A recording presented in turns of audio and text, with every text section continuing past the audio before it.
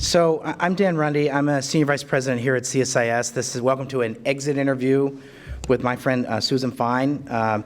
Susan Fine is the Deputy Assistant Administrator at USAID's Bureau for Policy Planning and Learning. She's in the process of going through retirement, or almost, you finished with retirement? She's retired, so she was. So I'm going to use the term retirement in quotes, you know, those big air quotes.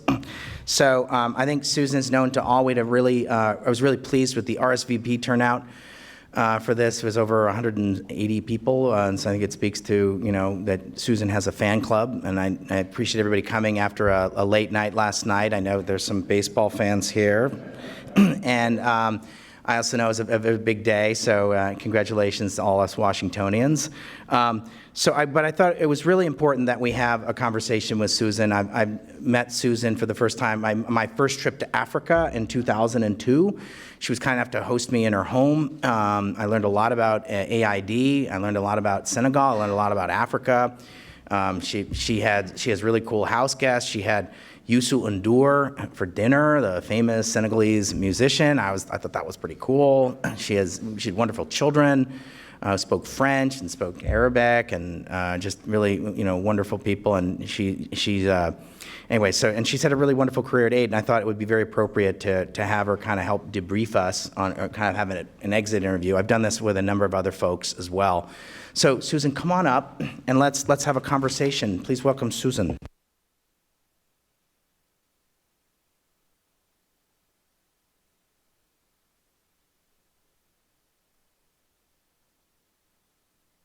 So you started as a child prodigy with AID in the early 90s, yeah. 1992, right? That's correct. 1992. Yes. So how has USAID evolved as an institution over the course of your career, and what recommendations do you have for AID? Wow. Okay, that's easy question. A tough way to right. It's a tough way to start off on a morning like this. Let me yes. first say just thank you very much, Dan, for this opportunity and for all the support that you provided me over the course of my career. We did meet, it's still a while ago. A while ago. Yeah, that was in the early days of when we were starting to figure out how to work with the private sector. Yes, yes. When you were with the GDA, GA. yes. So anyway, so I think reflecting over the last 30 years, I do think that USAID is definitely a stronger institution than it was when I joined the agency. I say that, though, with some caveats. Mm-hmm. Obviously, the agency's been through some ups and downs over the last few decades. You know, the positive thing is the incredible bipartisan support that there is for the agency, for the work that we do. I don't think that anybody, well, there are still some people who talk about merger into the State Department, but I don't think that it's really a serious proposition. Yeah, Errol and I helped stop that. You're welcome. You're welcome. You're all welcome. Right. Yes. So. And you know, the recognition of the role that the agency plays in our national security, I think is pretty well established now. So I feel like we don't have an existential threat anymore, which is important. Yes. Now, that said, you know, some of the things that have happened over the last few decades, particularly the dissolution of the policy and budget function in the mid-2000s, really dealt a serious blow to our capacity as an agency, and I think that we have recovered to some extent, but I think we're still suffering from some of the capacity that we lost during that time, and of course the fact that the creation of the Office of the Director of Foreign Assistance, or F, at the State Department has really fundamentally changed the relationship that we have with the State Department. And I don't think that it's realistic to expect that to change radically going forward. So, but I would say that, you know, in terms of strategic planning, we've come a long way, particularly with Administrator Green's self-reliance, journey to self-reliance, and the metrics. I think that the metrics have given us an important kind of standardization, something to look at, because, you know, we've struggled with this issue of how do you at the same time have a strategic plan for a country that's unique and specific to that country, but also something that somehow has a degree of standardization so that when the Congress and other stakeholders here look at it, like that there's some way of making sense of it so that it's not all completely individualistic strategies. So I think that the self-reliance metrics are helpful as long as we don't take them as sort of dogma, and we recognize that it's a starting point in the process. And I think this is very much, what the administrator and Jim Richardson and Chris Maloney and PPL have been. This is the way we've talked about it. So as long as it continues to be implemented that way, that's good. I think where we haven't made as much progress is in kind of resuscitating the project design expertise in the agency and the evaluation and knowledge management capabilities. At the field level, knowledge evaluation is happening, and that's great. Where we haven't progressed sufficiently, in my view, is we haven't gotten to that sort of agency level evaluation and knowledge management function and really strengthening that. Now, that is one of the things that's supposed to be part of the new Policy, Resources, and Performance Bureau, which I'm very excited about.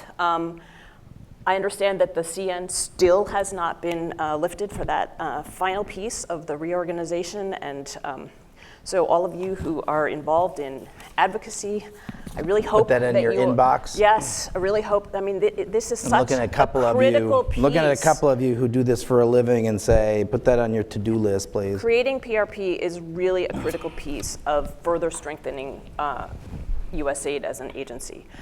Project design, I would say, the reason, now, to be candid, I started my career as a project development officer, so, you can say that I'm biased.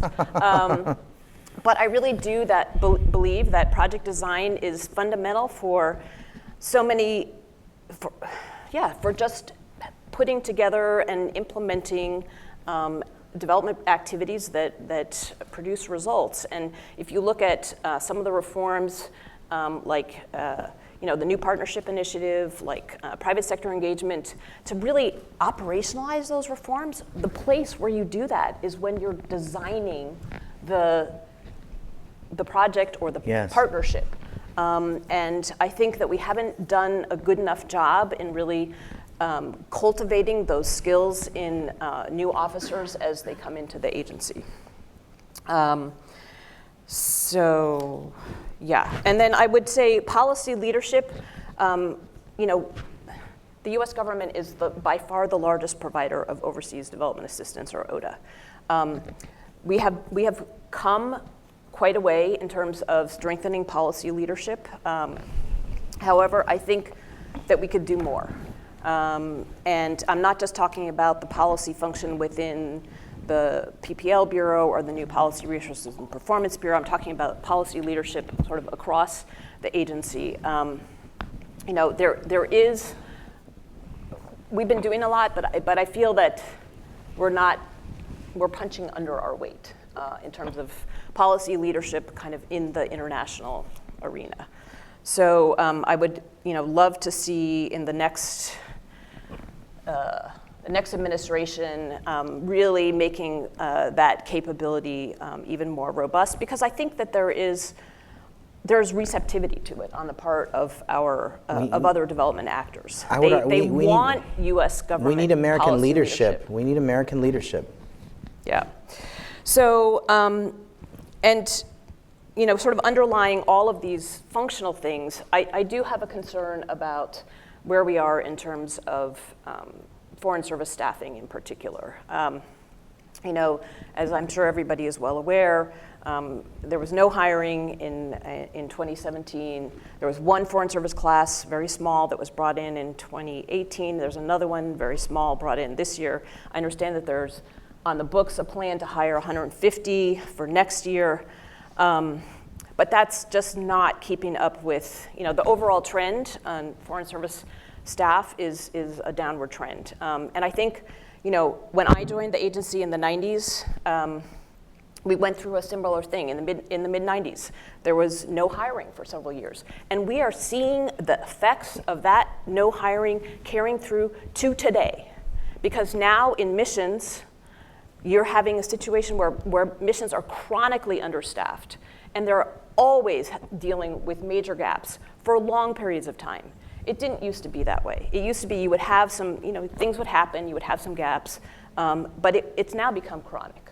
And so I really am concerned about the staffing. And I think that it's something that we have to keep an eye on. And I know that Congress has been putting a lot of pressure on the agency around that. But yeah, it is a concern because if you don't have people on the ground in the field in particular who have the skills and expertise, and we need people who can engage with the private sector. All this talk about working closely with the private sector. If we don't have the people that have those skills, have the people who can work with the new Development Finance Corporation, if we don't have that, we're going to have a problem.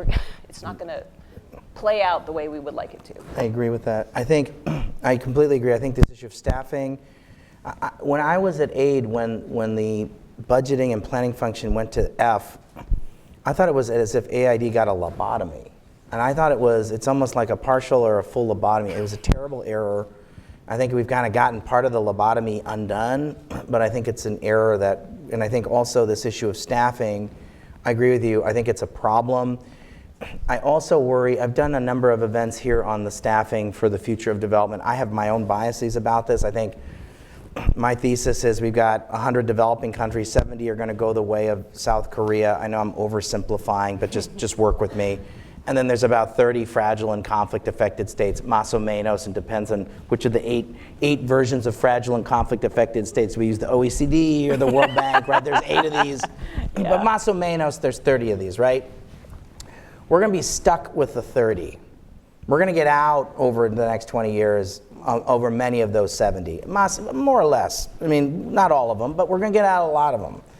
And we're going to be stuck with the uncongenial ones. And I just think we're going to need a difference. In addition to working with the private sector, I think we're going to have to, I'm of the school of Andrew Natsios that says that we're going to need folks to do extended tours in really tough places. Yep. We're probably going to need people who speak really obscure languages.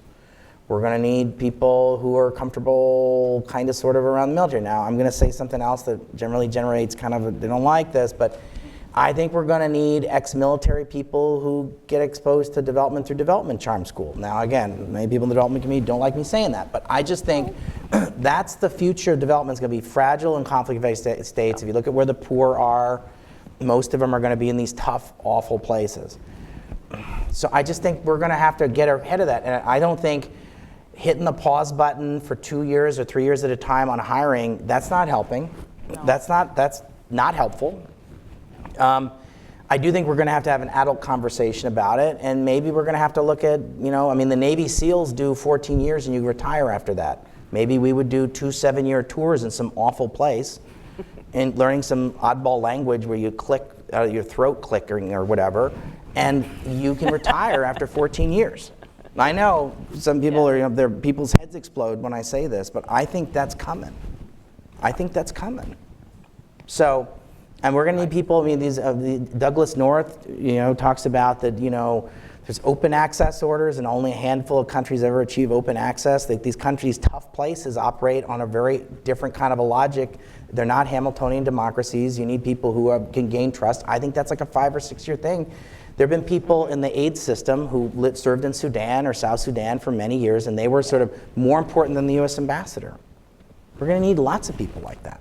And you all know what I'm talking about. You don't have to agree with me, but you all know what I'm talking about. Okay. All right. So what about, I want to talk about knowledge management. So who reads that stuff? Like, who reads M&E? I mean, I'm all for M&E. And I did the RCT, what are they called? Randomized controlled trials, right? Mm-hmm. That's the Cadillac. You can get a Nobel Prize now for doing RCTs. The gold standard is you're supposed to, rule of thumb, you're supposed to spend 5% of your project funding on M&E, right? That's the rule of thumb, right? I'm guessing we don't spend 5%. But I've Probably seen not. studies, Yeah. I mean, we write reports, and I hope people read our stuff. I hope you all read my stuff, because I think it's really interesting. Some of it's obscure, but I think most of it's important. I've seen studies on the World Bank website where you post reports and 0 people download them. So So- how, do people read, if we do one of these studies that that we hire for, do people read them in the agency? And who reads this stuff? So I think it's a good question, and I think this is why I think it's super important that we develop a much stronger agency-wide knowledge management function. When I joined the agency, when I was a young project design officer, when you started to develop a new program, one of the first things you did is you could send a request to the Center for Development Information and Evaluation, CDIE, and they would send you a package of all the relevant evaluations and studies, not just aid ones, but other ones. But then what was even more important is they would send you kind of a synthesis. Like, they would do the work of figuring out what are some of the key lessons from these. Because, and now, because we've been talking about these staff gaps, and people are so stretched in the field, you're right, they don't have time for the most part to sit down and read 3 or 4 evaluations. So they need that somebody who's going to synthesize that information Give you and the say, Cliff Notes. Exactly, here's the Cliff Notes, and if you want to delve into it more, here are the studies or whatever. We don't really do that now. And it's a huge waste, because we have a lot that we do learn from our programs, but by and large, that learning stays within the country. Or to some extent, I think some of the sectors, like I think the democracy and governance sector, health sector, are doing a decent job of trying to share that information and whatnot. So it's not that it's not happening at all, but it definitely needs to be improved. But we cannot rely on, as you say, people, a health officer or a, ag officer somewhere sitting and, they don't have the time, they don't have the luxury to go and read all the work that's been done on this. So we really need to have a much more efficient and sophisticated knowledge management system. Now, I just would say for the record, like, if AID hires me to do an evaluation, it'll be really awesome. And everyone will read it, and everyone will digest it for sure. I'm not sure that will happen, but I just think that we have a real problem in these issues of who's got the time, how long these things are. I mean, some of these things are like 500 pages. Yeah. I read some evaluation and it was a very finely well done thing. I read it on enterprise funds. There's like 500 pages, because each of them, they said, the methodology was, I'm going to write about every single one. And then each enterprise fund got to send a grumpy letter back saying, I didn't like what you said about me. And so I actually sat, I spent my Christmas vacation one year, I read it, the whole thing. I think I'm the only crazy person that probably read the thing. Everyone in the fund read everyone that said the mean things about their fund. They did read that. But, I mean, 500 pages, who's got the time for that? So I think that's a problem. I also think McKinsey has knowledge networks. They thrive on knowledge networks. I'm sure we never have enough operating expense to have conferences, right? So some of this is about informal networks. I think the health community has a lot more of this, and maybe the democracy community, these sub-communities. But if we frown on getting people together, or it's not seen as a good thing, I just think we have to have a variety of ways. The World Bank struggles with this. They've tried different things. What is your guess about how much we spend on programming, is it 1% on M&E, do you think, on knowledge? No, it's more than that. Okay. I would say it's probably somewhere in the, I don't know, agency-wide, maybe 4%. I would say that's a lot. Probably not more than 5%. Well, I can't now, imagine. just so I want to address this, because there is, first of all, I think there's tools that we have now that we didn't have before, like artificial intelligence, that can make the knowledge management process a lot more efficient. We have the interwebs. We have a partnership with a number of other donors who are really interested in this whole issue of collaboration and learning. The World Bank is one of the partners, UNDP, DFID, I'm leaving somebody out. But anyway, so there's a group of folks that PPL is representing the USAID in it, but who are really sort of seized with this issue of how do we do a better job as development agencies in learning and knowledge management, and we're sharing approaches and experiences and whatnot. So yeah, and again, we need the new PRP Bureau to help make this happen. So let me just push just a little bit further. Should we be making little movies? Like instead of writing a 500-page report, couldn't we make like a 5-minute short video? Like we do this, we have a whole AV team, and I know it's kind of rubbish because that's not seen as substantial or that's not robust, but my CEO, I'll do this report, I'm really proud of. He said, Dan, maybe 100 people are going to download this thing, but if you do this video, we'll get 5,000 downloads. What do you think about that? Well, I mean, I think you have to be cognizant of how people take in information today. And, the character of our workforce is changing. Gen Z, millennials. We have a lot of, people who are more accustomed to consuming information in that manner. So absolutely, that has to be part of the way that you do it. I know it's kind of like in college, if you said, I watched the Shakespeare play on film, didn't count, and you got into big trouble with the English teacher if you did that. Yeah. You had to read it. I know that, but I think we need to think about different kinds of products, because I think we need to think about how we democratize information on this issue. Let me push on something else. There are two other things you raised that I thought were really interesting. I worry that, and I think this has gone, I think since the famous RIF, the reduction in force in the 90s, has AID outsourced its thinking on program design to the bandits and the NGOs? And some of my best friends are bandits, and some of my best friends are NGOs, and I used to chair SID, which brings everybody together, and I'm using bandits as a term of love. I'm coming from a place of love on that. Right. But have we outsourced our thinking? So I think we definitely did for a considerable period of time. And another point that I wanted to make was, one of the implications, quite frankly, of that RIF, among other things, was we stopped using a wider variety of implementing mechanisms. And in part because some of those implementing mechanisms were staff intensive. So there were other reasons for it as well, like non-project assistance. The Hill didn't like it very much. But we did have, when I joined the agency, we did use a much broader array of implementing mechanisms than I think we use now. And the staff limitations, I think, drove us in the direction of focusing on grants and contracts.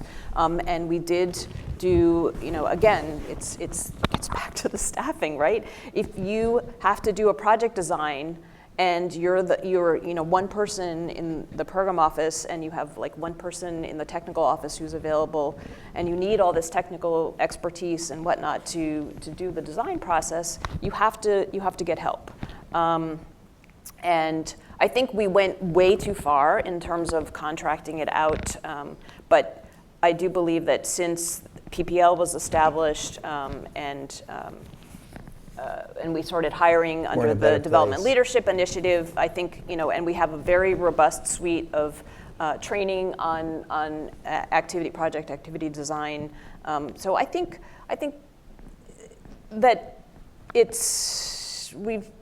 I wouldn't agree that we totally contracted out. No, I think that, but it's a balance, and it's mission staff are constantly trying to figure out how to allocate their time and their resources. So I just think in these tougher places where we're going to be forced to go, we're going to need a lot of smart AID people to do program design.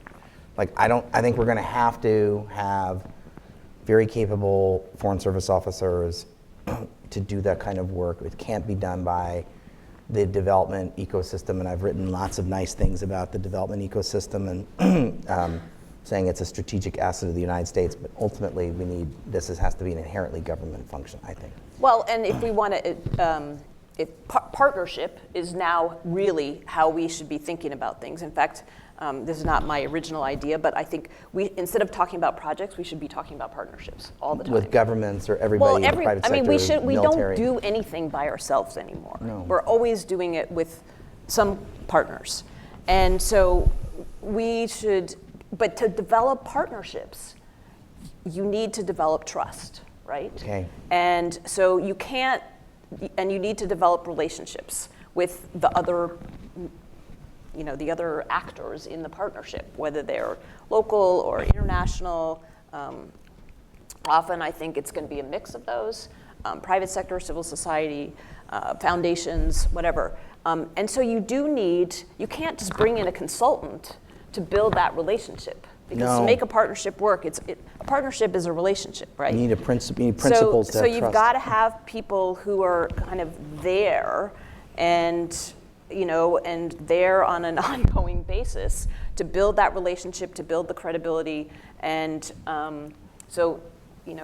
you can have consultants come and provide certain, specific kinds of technical expertise, or do certain types of analyses that inform the structure and the content of the partnership. But you're going to have people on the ground. If you want good, productive, impactful partnerships, you need those people who understand the environment and are developing and maintaining relationships. And a lot of that is our Foreign Service nationals. They're absolutely our backbone in terms of doing that. But for reasons that I think everybody can appreciate here, we also need American officers who are part of that equation. We need Team America. Yeah. Okay, so let me go a little bit further on development diplomacy. So we have to do a lot of stuff. There's the Major League Baseball Commission that Ambassador Michael used to run called the DAC, right? So there's, 30 members. So it's 30. a multilateral Correct. fora. That I think matters. So the French get to count French lessons as part of foreign aid because they got the rules to change that, right? I think so playing in those kind of sandboxes is a really important skill. It may not be exactly what some people who sign up to join AID want to do at first, but it's a really necessary function. There's lots of debates on how do we count development finance. There's ODA and there's something called OOF, and there's some other thing. Other official flows. Yeah, there's OOF, but there's another one too, TUPD or some TUD something. Anyways, there's a TOSSD, Total Official Support for Sustainable Development. Something like that. So anyway, so the point is, this is a changing landscape. Yeah. I'm broadly worried about American winning. So I agree with the Trump administration's national security strategy, which says we're going to fight and win in multilateral fora. So the 4 presidents of the regional development banks are coming open in the next 12 months, and looking at Sarah, so Asian Development Bank, African Development Bank, EBRD, and IDB all come open in the next 12 months. I'm not losing any sleep about the Asian Development Bank because I'm sure Japan's got that well in hand and it's going to be fine. As long as we're pushing back against China, I'm good. African Development Bank, he's up for re-election. Even if I think we don't have enough shares. If we wanted to get rid of him and change him for he's an Anglophone. They kind of switch between Francophone, Anglophone. We're kind of conflicted. It depends on who you ask. We're kind of conflicted about him. We don't have the shares. We'd have to put a coalition of the willing together. So I'm saying all this to say there's a series of other things that are up. We lost in 2014 a fight on air traffic controllers, and the Chinese national got it. And so when the Taiwanese wanted to join, the Chinese national said, no thanks. So the Taiwanese are not part of it. So this isn't just a Trump administration thing. We don't, I think, as a country, do well on kind of playing these intrigues. We're not good at intrigues. We're not good at kind of coalition building in this way. And some administrations are better than others. This kind of soft diplomacy, it's reflected in development. The World Food Program boss, we just lost the FAO. Who's the new head of the FAO? Chinese national. So you all know that the World Food Program was spun out of the FAO. So the board chair of the FAO is the Chinese. So David Beasley's new boss, the Chinese national. The World Food Program controls all the node of all the global logistics for the World Bank, or the UN system. You can like it, you don't have to like it. I don't like it, okay? It's not good. So we gotta play, this development diplomacy stuff is part of a larger conversation about how we play in the multilateral system, because they're eating our lunch. Right. We're the good guys, okay?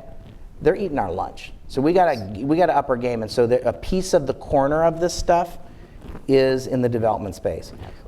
I sent out, if you have trouble sleeping at night, you can read my op-ed about the EBRD. Again, there's an alphabet soup of these organizations, EBRD. Somebody made stupid loose talk at a G20 meeting and said the United States might sell its shares in the EBRD. Let me tell you something, we're not selling our shares in the EBRD. But someone stupidly decided that was like a thing, and it's not a thing. And so the Europeans, I've had 36 Europeans come to me and say, oh, I heard you're going to sell your shares. Well, good, because we want to turn the EBRD, which is about Central and Eastern Europe, former Soviet Union, we want to turn to a climate change Africa bank for the European Union. We're going to buy your shares, okay? Are you good with that? No, we're not good with that, okay? But that's real because of us, by not playing it. So I think we need American leadership. I can think it's health or food or stabilization, science, technology, and development. I could think of 10 issues where what you talked about on development and diplomacy, but it's not, if I want to grow up and become a mission director, or someday I want to become an ambassador, one of these fragile, when I grow up as an aide foreign service officer, my guess is I want to grow up to be a mission director, have a mission director career, be an ambassador in one of these tough places, or I want to go run an NGO, right? Más o menos, right? Is this career enhancing to play the development diplomacy game today at AID? Like if I say, hey, mission director from India, hey, Aaron McKee, I want you to come, who I love, I'm a huge fan of Aaron McKee. Hey, Aaron McKee, come back. I want you to lead the process on redefining OOF at the DAC. Is that career enhancing for our senior foreign service officers? How do we, because this is a problem at the IFC, we have lots of public goods problems in the DFI sector, and they're all deal people. Right. When they grow up, they want to go run an emerging markets private equity fund. They don't want to be an ambassador to a fragile and conflict vacant state. They want to go start EMP or ECP. They have all these names for these funds and get OPIC to fund it. So they don't want to do the public goods problems that I've been doing here. So is this career enhancing? Because I think if we want to get leadership, we have to align the interests of our career folks to say, I'm actually going to go and spend 6 months fiddling at the DAC, fighting and dying on the hill of redefining OOF. So I can say it was career enhancing for me. I came back to Washington in, 2016, to be the head of the Office of Development Cooperation. Yes. Which is the office that does this development diplomacy stuff. Yes. And we work with the DAC, and we represent at the UN, and we go to the G20 Development Working Group meetings. Yes. Honestly, as a career foreign service officer, of course I knew what the DAC was. I knew a little bit about the DAC. I knew nothing about the role that we played in the G20. I didn't know a lot about the UN, UNGA, what happens, the whole working with State IO on the policies of those organizations. But I found it fascinating. As I got into it, I was like, wow. And this is also the office that deals with our kind of bilateral relationships with other development partners, other donors, kind of at a corporate level. And I thought, I actually got into it. And some of the stuff at the DAC, maybe it sounds arcane, but as you say, it is a forum where there's a huge opportunity for U.S. leadership. And I believe there's a hunger for it. And when we step back, and we all feel it. The void gets filled by others, but not necessarily in a way that we want. And when we're not providing leadership at the DAC or in the UN or at the G20, basically what we're doing is we're fighting bad ideas. I totally agree with that. I totally agree with that. You were talking about China and concerns about China. We did use, not just we, USAID and the Development Working Group, but also in the Infrastructure Working Group this past year, really focused under Japan's presidency, really focused on trying to have a definition of quality infrastructure that incorporates things like life cycle costs and the debt issues and whatnot. And believe me, it's really important. China did not like it. They were very unhappy. It. They and I like it. Tooth and nail, right? So now, let's think about 2020. The US has the G7 presidency. If we want to push back on China, we have to work with our G7 partners across the board. We have to work with them in the G7. The G7 countries provide 75% of ODA. Are we going to have a right? development So- track at the G7? Well, that's a question. I mean, the development has usually not played a very prominent role in the G7 other than food security.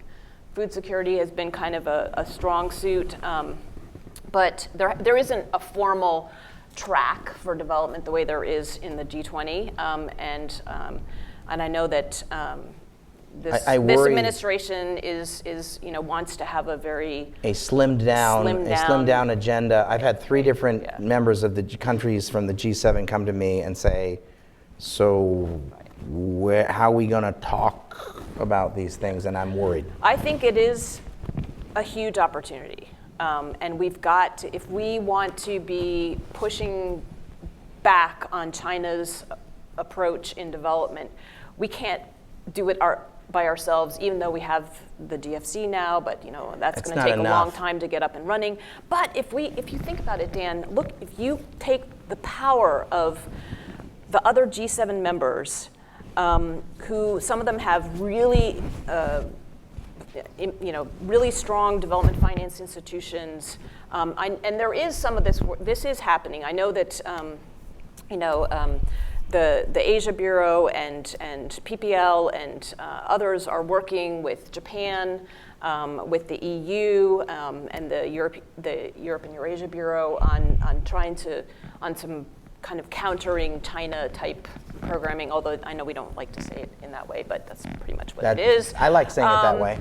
And so, I mean, there is a little bit of that happening, but it just seems to me that it could happen on a much, much larger scale. We're going to need a much more If we want to be able to make a case, to present an alternative to these developing countries that have legitimate needs for development financing, we have to be able to do it as a group. And I mean, I can say this now because I'm no longer part of the administration. I'm no longer a public official. The attitude of the current administration about partnering, working with allies, working in multilateral institutions has not been helpful, and has really undermined our ability to do these things. And I think one of the challenges for future administrations is going to be to rebuild that credibility that we have had, because we can't do this stuff alone. We really can't. With the DAC, I do think that the DAC has. I mean, a lot of people say, "Oh, the DAC, it's just ossified, and it's living in the past." There's a new DAC chair who is very energetic, and she has a great vision. And I think that they've passed.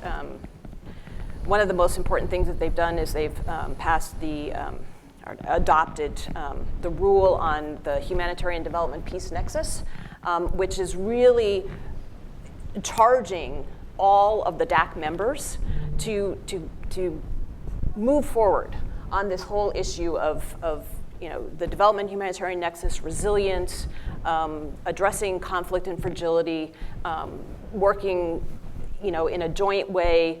It kind of encapsulates a lot of the good practices having that DAC recommendation in place also will encourage sharing of information and experiences among DAC members. And so I think that another thing that I've been involved in and that I feel passionately about is the whole resilience agenda, because we just have to find ways to strengthen the resilience of these communities that are so vulnerable, like in places like the Sahel and elsewhere, because there will not be enough humanitarian aid, particularly as population growth increases, continues, and as climate change impacts increase. We've got to find ways to build resilience, and so I think we can use the kind of the impetus of things like the DAC recommendation as a way to create pressure on ourselves to really make progress in these areas. So I could ask you, I've got about 10 other questions I want to ask you, but I want to make sure we hear from our friends in the audience. So Okay, as you reflect upon your 30 years of public service at AID, what are some of your memorable career successes and what are your biggest failures? Wow. You know, when you go through the retirement course for the State Department and USAID Foreign Service, they make you sit down and think about your biggest accomplishments, because then, presumably because you're going to have to then go out and like sell yourself for whatever it is that you want to do next. And I have to say, it was hard. It was a hard thing to like hone in on that. I mean, I feel so fortunate to have had the opportunities that I've had and done the things that I've done, and it wasn't really an easy thing for me to say, oh, yeah, this is my biggest accomplishment. But I had to do the work. So one of the things that I really feel good about, and just because it showed the power of our team working together with our partners, was being able to deliver the technical support for the referendum on self-determination in Southern Sudan. And I certainly didn't do that all by myself. I was, at the time, the head of the Juba office, so the deputy mission director. Bill Hammock was the director, covering both Sudan, Khartoum, and Southern Sudan. And we had, an amazing team in the mission. We worked with UNDP, with the EU, UK, Norway. So there were a lot of players in it, but at the time that I arrived in Juba, it was 6 months before the referendum was supposed to take place, and the whole preparation was way, way behind schedule. And it was because of political stuff, the government in Khartoum putting blockages in place, whatever. And there were other people who were dealing with the political stuff. That wasn't my job, but my job was to work with our team to make sure that we delivered the technical support. And there's not time to go in. I should write about this someday, because the heroics that people did and the creativity that people used to overcome obstacles that arose on almost a daily basis. Imagine Southern Sudan, there's no roads there. And you have to figure out how to get ballots printed in ballot boxes and stuff, and people trained way out in places that like you can't even get to. I mean, it was amazing, and we did it as the team. The team did it, and it was. I mean, it was a very proud moment. It's Obviously, inspiring. what's happened in Southern Sudan since then is heartbreaking, but that particular thing, I think, was really one of my proudest moments. In terms of failures, I think, my failures are in terms of it took me a long time to figure out how to mobilize change and reform in Washington. And I was in a position when I was in the COO's office in the late 2000s, where I tried to do that. I think I didn't do it as well as I could. I hadn't figured out how to really work kind of across the bureaucracy and build consensus, to make that happen. So, but I like to think that I learned from that, and that use some of that experience when I was in PPL, when Administrator Green and Jim Richardson came along, and we really tried to work with them on the journey of self-reliance and make sure that the reforms, the basic concept was implemented in a way that made sense from a development practitioner standpoint. So. I know Sarah's been working on this issue of the journey of self-reliance at CGD as well. So. Yeah. Yes, we've had conversations. Good. All right, so I want to hear from this audience. There's a lot of thoughtful and opinionated people in this audience, so raise your hands. Otherwise, I'll keep asking their questions, so this is your chance if you want to ask a question of Susan Fine, my friend up here. Come on, I'm going to bunch them together World Bank style, so let's get a couple of them, please. So if you want to ask a question, now's the moment. This woman behind, and then anyone else? Okay, these three. Great, thanks very much. My name's Jason Singer. I had the pleasure and privilege of working for Susan in PPL. I'm now currently the Vice President for USAID for the American Foreign Service Association for at least the next couple of years, but still a Foreign Service officer. I want to go back to, thanks again for having this, by the way, it's incredibly valuable for everyone, to the title of the session, Evolution as an Institution. As everyone knows, there's a transformation / reorg going on right now. The mantra is our people are our most important asset. We're down Foreign Service officers. CSIS has written a lot about the humanitarian aspects of this, yet if you look at the new bureaus, you still don't have career Foreign Service officers in most of the field positions for those bureaus. So I guess, Susan, from your perspective, now that you're on the outside and maybe a little bit more free to speak, what is the optimum number and staffing pattern and role of Foreign Service officers? Because depending on who you speak to and the number of beers, they could say, we don't need a Foreign Service Act anymore. We could just do whatever. So let's bunch these together. The woman behind you. Yeah. Yeah. Hi, Angela Pashayan. I'm a PhD student at Howard University, and I'm also a CSO. Question, and this is really hypothetical. If you had $200 million, where would you use it in USAID? Interesting. Okay. Yep. Tom Stull, another retired USAID person. As part of the evolution, I think you worked at a regional mission, and the role of regional missions has evolved a lot. And in a way related to, I think, the relationship between the field and Washington, and the role that regional missions kind of play in there. I wonder what are your sort of reflections upon that, and what do you see as the role of regional missions moving forward? Good. Okay, and this gentleman here.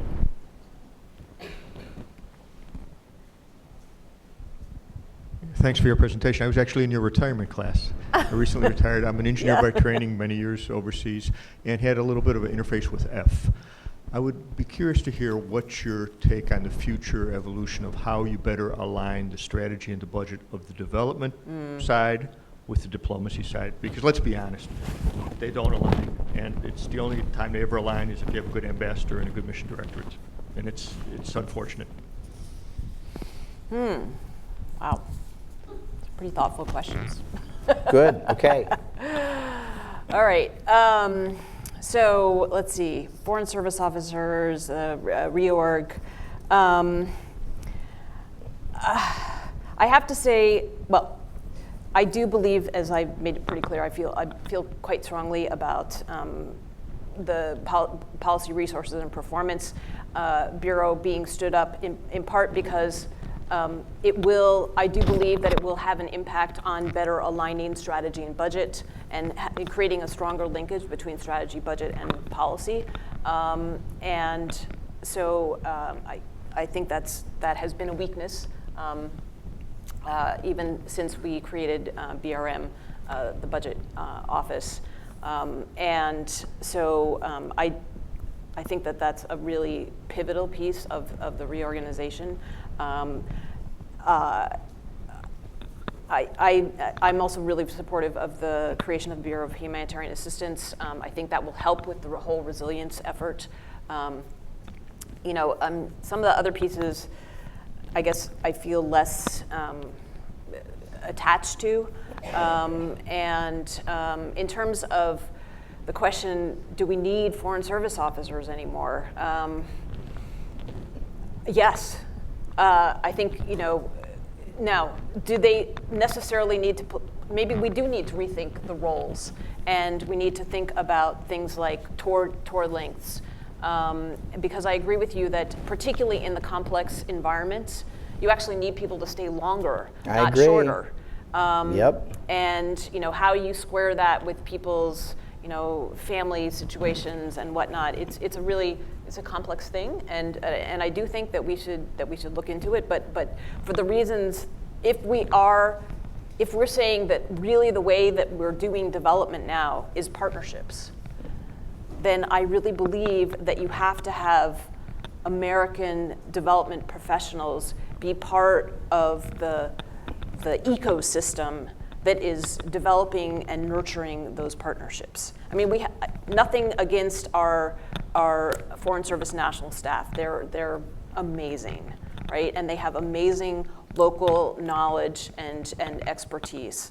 But you still need some people who are bringing their experiences from other places to bear in whatever situation that they're in, and also people that people in the country identify with as, a representative of USAID. I mean, it's unfortunate, but in most developing countries, the minister is never going to see the FSN health officer as the spokesperson for USAID. And so we do need Foreign Service officers. Now, I am totally supportive of rethinking what that role looks like, because realistically, even if we bring our hiring back up, we're probably not ever going to get above, 1,800 or something like that, which is the the sort of target right now.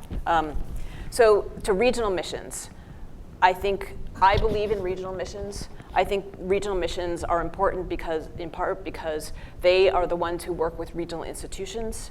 My experience is mostly in sub-Saharan Africa, where there's the capacity of regional institutions is all over the map, but in some places they're super important. In West Africa, ECOWAS is really important. It's important. The African Union is doing some really interesting stuff. They've now got this new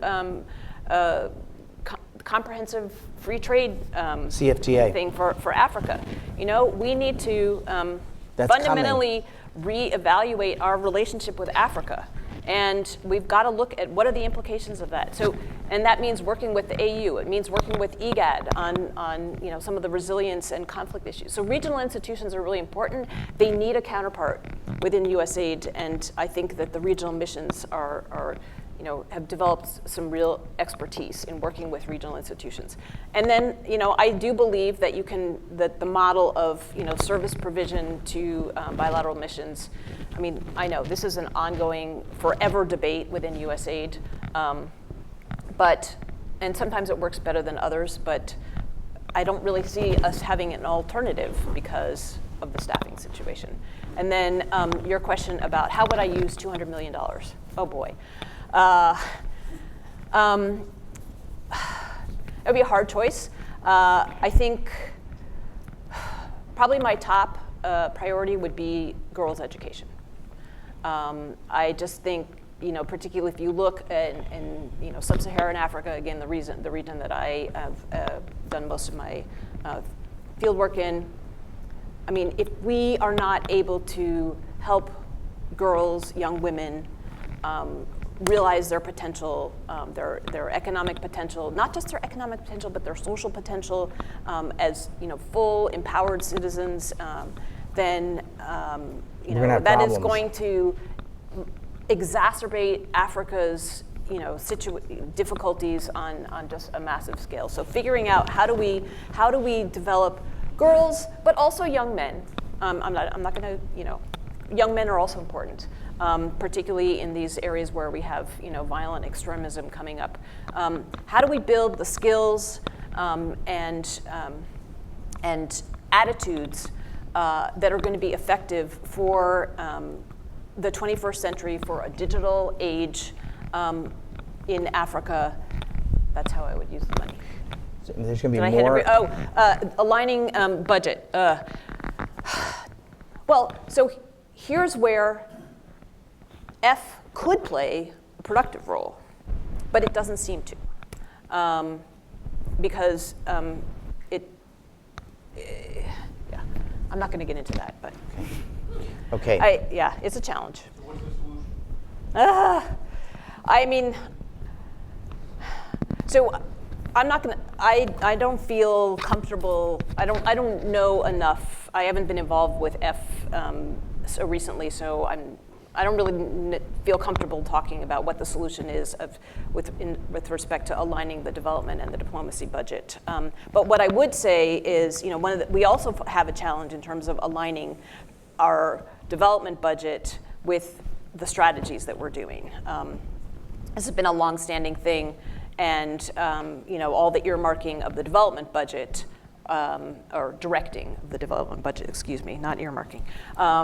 And I think that, well, the hope is that as we do some of these, or as you all do some of these self-reliant strategies, and we're able to go to Congress and say, okay, here's what the metrics are telling us about what these countries' most critical development challenges are, and here's the money that we have available, and here's how it doesn't match up, then hopefully we'll be able to build a case over a body of a number of strategies to at least get some additional flexibility. I'm not